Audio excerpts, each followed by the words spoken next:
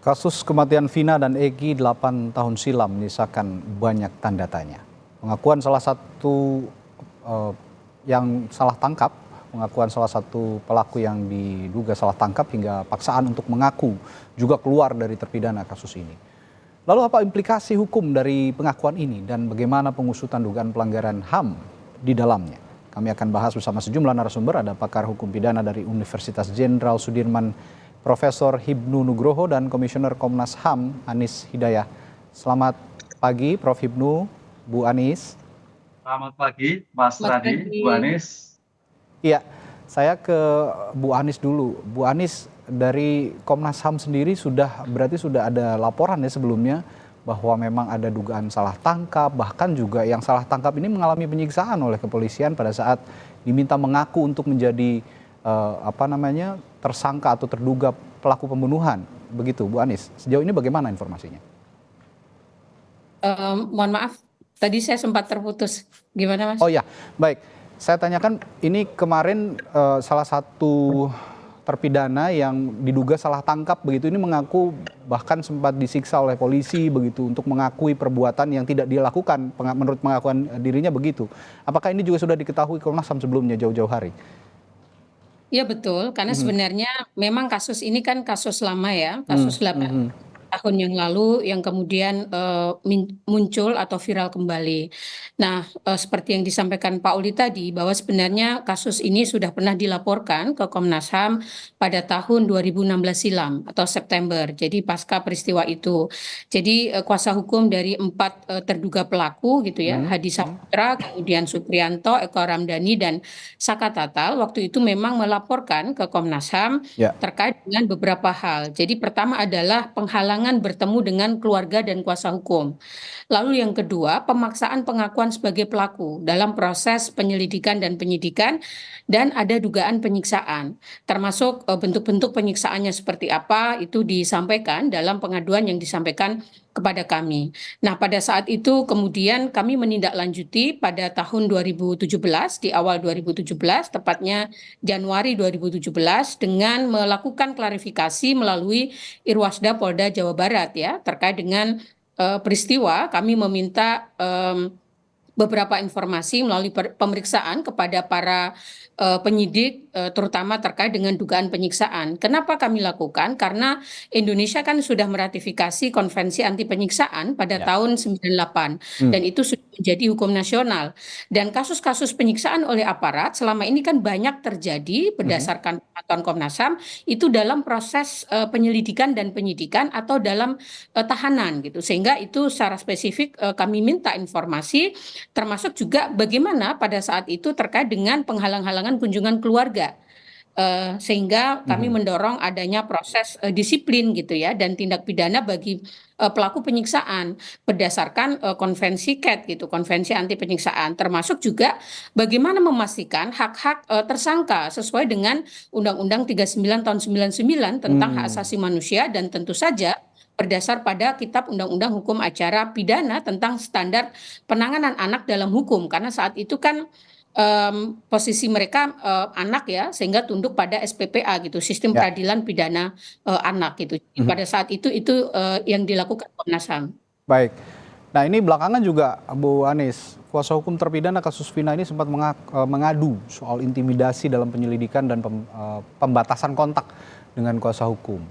Bagaimana lengkapnya pengaduan mereka sejauh ini yang masuk ke Komnas HAM? Iya, jadi berdasar pengaduan yang tahun 2016, lalu sudah pernah kami tindak lanjuti pada tahun 2017, maka kemudian beberapa waktu yang lalu pasca kasus ini banyak menjadi perbincangan publik, Komnas HAM kembali melakukan pemeriksaan pemanggilan kepada para saksi. Kami tidak bisa menyampaikan siapa saja yang sudah kami periksa gitu ya, tetapi dalam waktu dekat kami juga akan melanjutkan kembali pemeriksaan untuk meminta informasi atau keterangan terkait dengan perkara ini kepada para pihak terkait. Oke, baik. Saya ke Prof. Hibnu. Prof. Hibnu, pertanyaan yang sama tadi yang saya tanyakan ke Bu Anis di awal. Ada pengakuan terpidana ini soal disiksa polisi agar mengaku sebagai pelaku, dan juga bahkan dipaksa untuk mengakui perbuatan yang diduga tidak dilakukannya begitu. Apakah ini bisa menggugurkan proses penyelidikan kalau memang seperti ini keadaannya, Prof. Hibnu? Ya, begini Mas Hadi, di Ya. dalam suatu konsep investigasi itu ada dua paradigma. Hmm. Kalau kita melihat pada Undang-Undang HR, ada yang disebut konsep asas inquisitur. Inquisitur itu harus ditinggalkan. Inquisitur itu adalah suatu asas yang menetapkan bahwa pemeriksaan seseorang tersangka atau terdakwa itu sebagai objek. Ya. Sebagai objek. Makanya kalau kita lihat dulu HR ya sebelum lahir PUAP itu pelanggaran HAM tinggi sekali. Kalau nggak ngaku hajar, kalau nggak ngaku Ya. siksa dan sebagainya. Nah itu sudah ditinggalkan. Sekarang berkembang namanya asas akusatur yang meletakkan bahwa seseorang itu sebagai subjek yang sama. Sehingga kalau tidak ngaku nggak boleh dihajar. Kalau memang belum ada penasihat hukumnya ditunggu. Dan itu yang dikembangkan. Sehingga konsep pemikiran-pemikiran itu tidak boleh dilakukan terhadap inquisitur tadi. Ya. Pertanyaannya sekarang, mampukah ini bisa membuka? Lah bicara hukum kan bicara bukti, Mas.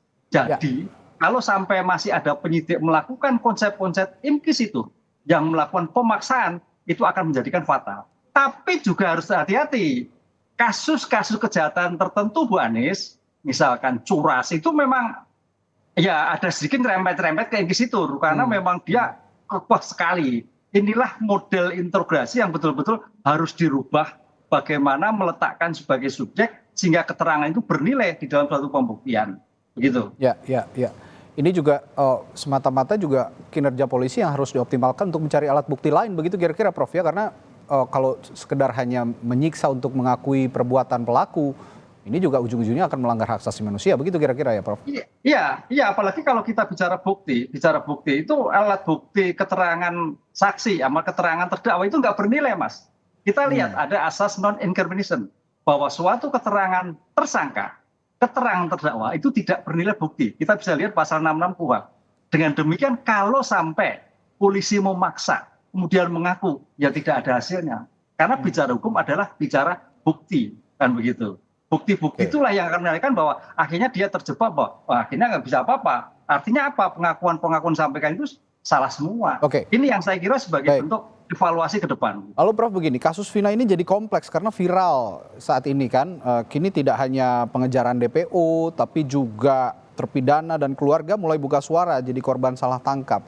Termasuk yang terakhir yang ditangkap bernama Peggy, yang keluarganya mengaku ini salah tangkap karena anak saya tidak pernah berhubungan dengan Vina, tidak kenal, bahkan sempat bekerja di Bandung. Bagaimana Anda melihat ini? Ya kan gini Mas, kita harus melihat bahwa pemikiran penegak hukum dan pemikiran penasihat hukum kan gitu.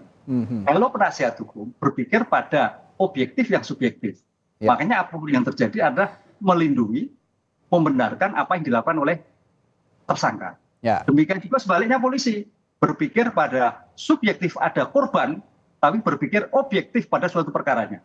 Artinya nanti kalau seandainya itu tidak bernilai, saya kira polisi juga tidak akan meneruskan gitu. Tapi ingat, dalam konsep penentuan yang kemudian tersangka si Peggy, kita teorinya kan gitu. Tersangka itu apa sih? Seseorang yang karena perbuatannya patut diduga. Lah konsep patut diduga ini saya kira penyidik Polda sudah ada bukti-bukti. Kan bukti tidak sekarang Mas, bukti itu ada 8 tahun yang lalu. Yang saya kira BAP-nya masih cukup untuk mendapatkan sebetulnya siapa saja. Itu. Seandainya misalkan penasihat hukum kekeh ini tidak, ya coba di pra-peradilan kan bahwa penetapan tersangka sekarang tidak mempunyai alat bukti yang sah. Selesai kan gitu. Ya, ini kalau menurut Anda kasus ini, saya bertanya sederhana saja nih Pak Fidu. Kasus ini, taruhlah ini kasus kita flashback ya. Kita bersama-sama flashback ke 8 tahun yang lalu gitu. Kasus ini simpel nggak sih sebenarnya untuk dipecahkan? Simpel Mas, simpel sekali. Sing jadi bottleneck itu kan dari 11 menjadi 3. Betul. 3 ini siapa? Kan gitu loh. Kenapa sampai sekarang tanda petik belum selesai kan gitu. Kalau yang 8 selesai sudah itu karena sudah inkrah. Tinggal upaya-upaya hukum yang lain. Tapi yang 3 ini, pertanyaannya 3 ini kan akhirnya buktinya kan melebar kemana-mana. Betul. Ya dalam seperti saya kira Polda tidak boleh terjebak dalam seperti itu. Karena Polda melakukan penyidikan berdasarkan bukti yang akurat. Ketika 8 tahun yang lalu kemudian berkembang yang sekarang ini. Ini yang saya kira karena bantahan-bantahan dalam pengungkapan perkara itu banyak sekali, baik dari masyarakat, NGO, keluarga dan sebagainya. Sebagai penegak hukum harus kekeh pada bukti yang permulaan yang cukup atas Peggy yang bersangkutan. Baik, Saya ke Bu Anies lagi. Komnas HAM sempat menanyakan ya Bu Anies kepada Polda Jawa Barat, namun tidak direspons. Kabarnya begitu. Setelah itu juga saat ini ada pengakuan dari orang tua siapa yang ditangkap, Peggy begitu, bahwa dirinya bukan pelaku begitu. Ini juga ada unsur, jika memang benar Peggy ini bukan pelaku, akan ada juga bersinggungan dengan masalah hak asasi manusia. Anda bagaimana melihat ini dan upaya apa yang akan dilakukan jika Polda Jabar sampai saat ini tidak merespons, Bu Anies?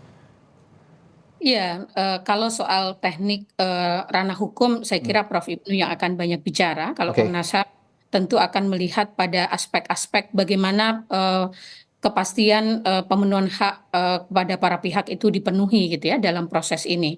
Nah, terkait dengan apa yang kami mintakan kepada Polda Jawa Barat pada tanggal 20 Mei kemarin, Komnas HAM juga sudah kembali sebenarnya mengirimkan surat permintaan keterangan kepada Polda Jawa Barat terkait dengan penanganan perkara ini gitu ya. Seberapa jauh selama 8 tahun ini perkembangannya seperti apa, termasuk 11 menjadi 3, lalu perkembangan yang ke 3 orang DPO itu seperti apa, lalu yang informasi kedua yang kami ingin mintakan adalah bagaimana pemenuhan hak kepada hak korban dan juga keluarga gitu ya. Karena ketika kasus ini viral, tentu ini menjadi pukulan kembali bagi para keluarga yang selama 8 tahun itu saya kira meskipun sudah ada proses hukum yang dilakukan, tetapi kan keadilan itu belum mereka terima gitu. Sehingga bagaimana ini kemudian dikoordinasikan dengan para pihak terkait untuk memastikan bahwa korban dan anggota keluarganya tidak semakin mengalami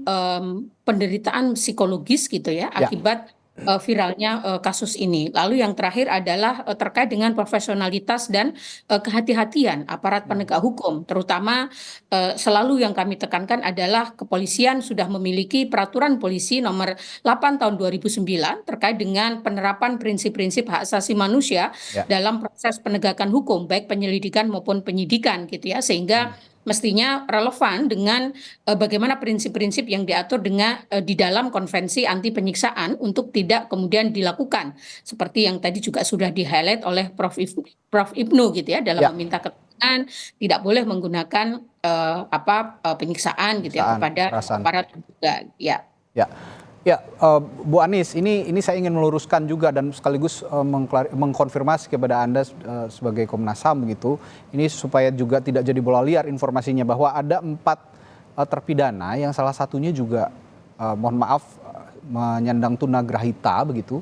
Ini juga melaporkan ke Komnas HAM apa betul dan melaporkan bahwa dirinya juga diperlakukan kasar oleh polisi untuk mengakui apakah betul ada salah satu terpidana yang menyandang tunagrahita?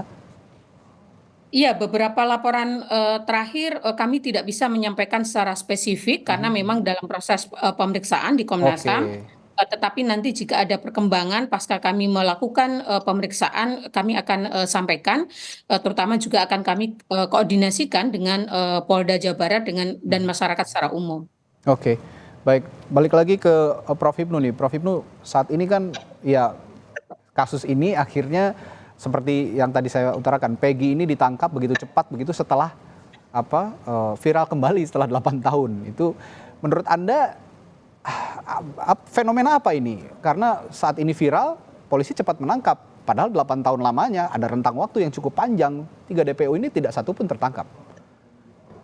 Begini Mas, makanya kita sayangkan pada waktu Polresta Cirebon 2016 yang lalu menyatakan, yang saya lihat tuh ya dari 11 laporan kok bukan laporan, tersangkanya 11 hanya 8. Berarti artinya sebetulnya Polresta Cirebon itu data-data tentang subjek dugaan pelaku sebagai tersangka itu sudah cukup.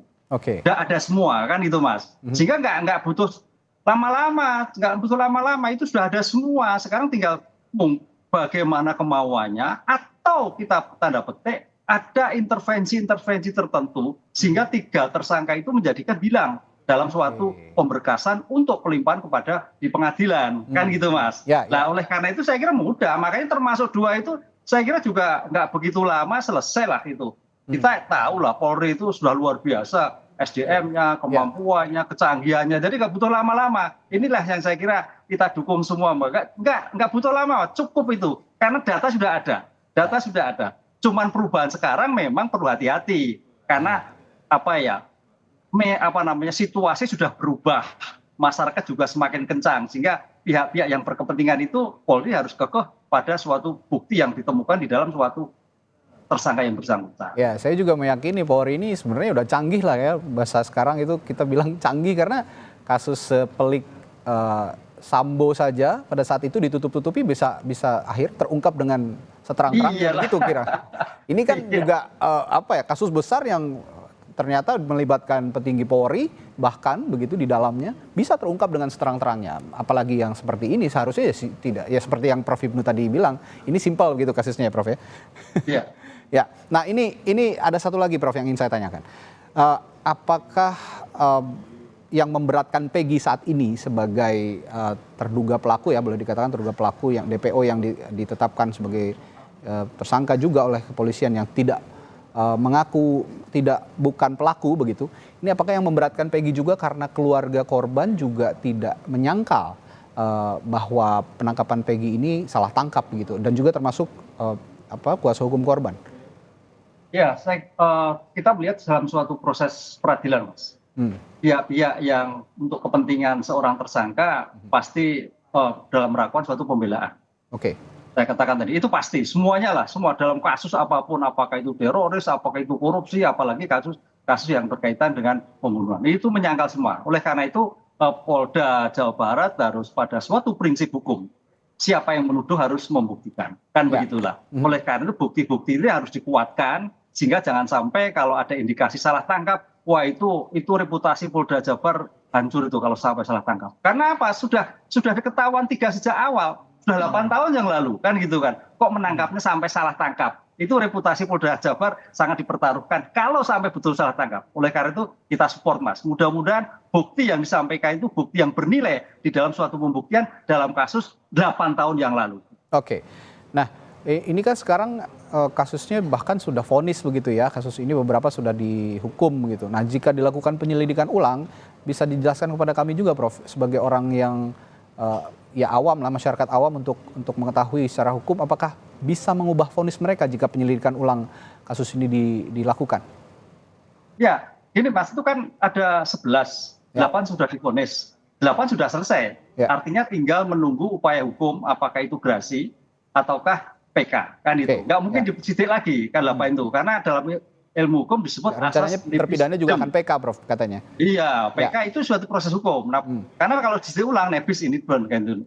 Seseorang tidak dapat dituntut untuk 2 kali dalam perkara yang sama. Kalau yang 3, yang 3 itu memang dari awal. Kan yang 3 ini seseorang yang belum mempertanggungjawabkan atas perbuatannya. Sehingga penyelidikannya awal berdasarkan bukti-bukti tahun 2016 yang lalu. Makanya sekarang penentuan tersangka, kemudian penyidikan sampai pada pelimpahan seperti proses hukum yang lain. 3 orang tadi.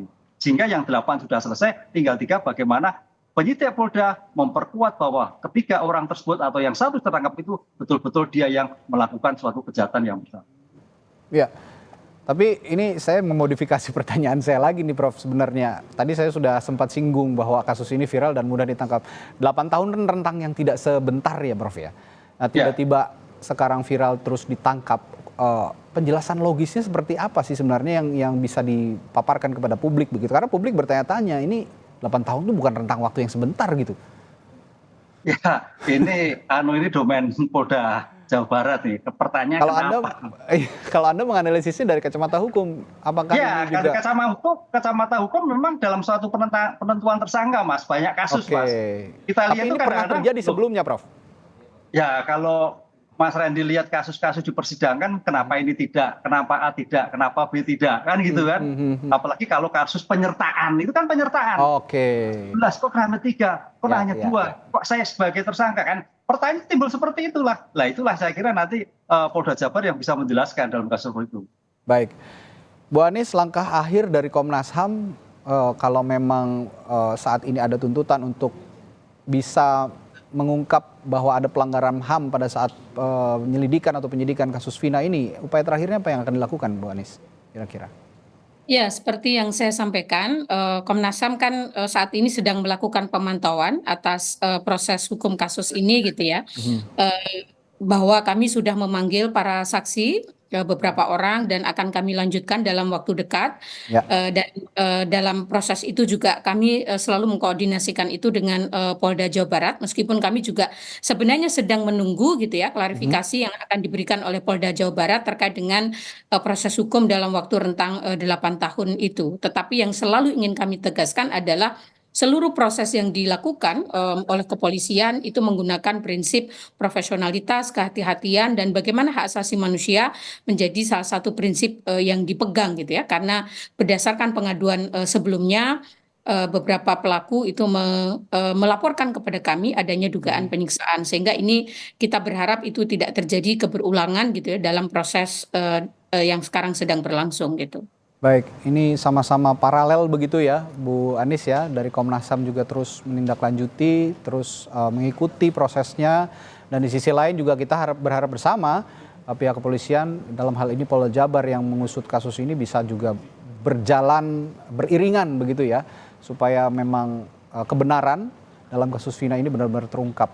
Baik, terima kasih sekali lagi pakar hukum dari Universitas Sudirman, Profesor Hipnu Nugroho, lalu juga Komisioner Komnas HAM Anis Hidayah telah berbagi perspektif dan informasinya di Sapa Indonesia pagi hari ini. Sehat selalu Prof. Hipnu dan Bu Anis. Sampai jumpa lagi. Terima kasih. Terima kasih.